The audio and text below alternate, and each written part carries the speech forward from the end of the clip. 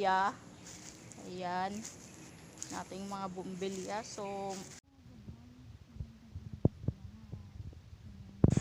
So ayun nga siya, pagising ko kaninang umaga. So diretso agad ako doon sa garden. So tiningnan ko kung okay na ba talaga yung mga kalabaw grass kasi umulan ng 2 araw. So ayun nga, pagtingin ko, so maganda naman ang yung kalabasan ng mga garden.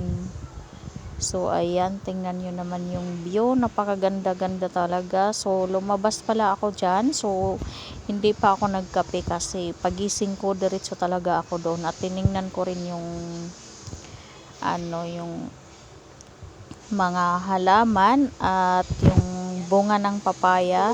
So ayun nga, may nakita ako na nalaglag na bunga, hindi ko alam kung ano yan. So titingnan ko muna kung ano talaga yan na bunga.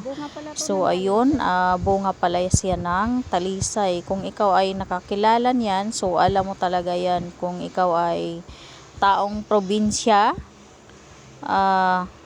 alam mo yan na puno ng kahoy. So talisay yan, bunga yan ng talisay. So yung bunga ng talisay, so kinakain pala yan. So sinasabi ko lang yan sa inyo, baka hindi nyo yan alam na makain pala yung bunga ng talisay. So makakain yan, pero ang tigas-tigas ng niyan, yung parang balat siya, napakatigas yan. Ginagamitan ko pa yan ng itak bago ko makuha yung laman yan. So ang lasa pala niyan nasa parang lang din yung kung tawagin sa amin, o pwedeng mani, pwedeng pili, basta pili ang tawag sa amin sa Bisaya. Kung alam mo yun, di siyempre nakakain ka na kung alam mo yung tinatawag sa amin na pili. So kasi galing na ako doon sa garden, so pagbalik ko magkape na ako. So ayan yung ating biskwit, pagpa-diet, tumaba naman kape. Kasi kanina nag-una ako doon sa labas, tinignan ko yung mga garden, hindi pa ako nagkape. Pagbalik ko na lang, so ayun, kape na ako.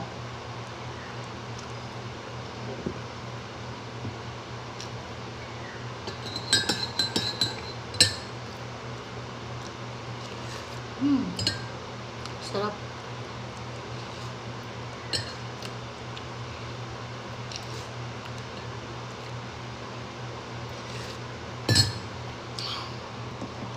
So yun lang mga Lodi. So maraming salamat sa walang sawang support at sa walang sawang panonood. God bless all. Bye.